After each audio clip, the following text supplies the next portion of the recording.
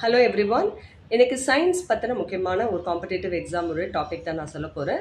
So அதில் evolution பரிணாமம் அப்படிங்கிற டாபிக் ரொம்ப ரொம்ப முக்கியமானது. ஸோ அதை பார்க்கலாம்.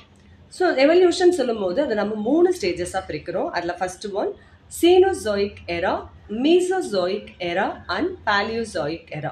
ஸோ பேலியோசோயிக் எரா தான் ஃபர்ஸ்ட் எராஸ், ஓகேங்களா. Mesozoic is the second and Cenozoic is the third stage அப்படின்னு சொல்லுவோம். ஸோ இப்போ பேலியோசோயிக் எரா அப்படின்னு சொல்லும்போது இதில் யார் முழுக்க முழுக்க வாழ்ந்திருக்கா அப்படிங்கிறது நமக்கு தெரியணும்.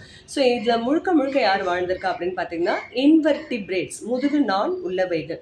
ஸோ இந்த ஸ்டேஜஸை நம்ம 7ஆக பிரிக்கிறோம். அதில் முக்கியமாக நம்மளுடைய competitive exam previous year questions என்ன அப்படின்னு பார்த்தீங்கன்னா இந்த ஸ்டேஜஸில் டிவோனியன் ஸ்டேஜஸ் ஒன்று இருக்குது. அதாவது மீன்களின் காலம் என்று அழைக்கக்கூடிய காலம் எது அப்படின்னு கேட்டால் ஆன்சர் டிவோனியன் ஸ்டேஜஸ்.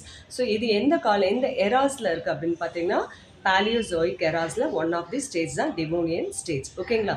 அடுத்தது மீசோசோயிக் எரா அப்படின்றோம். ஸோ மீசோசோயிக் எரா இடைப்பட்ட காலம். இந்த காலத்தில் முழுக்க முழுக்க யார் வாழ்ந்திருக்கா அப்படின்னு பார்த்தீங்கன்னா முழுக்க முழுக்க ரெப்டைல்ஸ், ஊர்வன வாழ்ந்த காலம். இந்த ஸ்டேஜஸை நம்ம 3ஆக பிரிக்கிறோம். ஒன்று Triassic, second one Jurassic, third one Cretaceous. So ஊர்வனவற்றின் ஆதிக்கம் நிறைந்த காலம் எது அப்படின்னு கேட்பாங்க.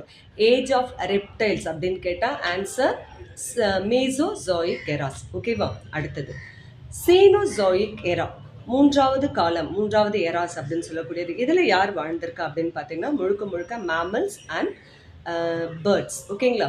ஸோ இது முக்கியமான காலம்.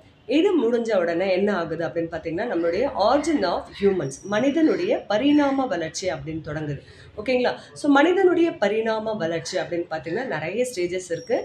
அட் ப்ரெசன்ட் இருக்கக்கூடிய மனிதனுடைய அறிவியல் பெயர் ஹோமோ செப்பியன்ஸ்.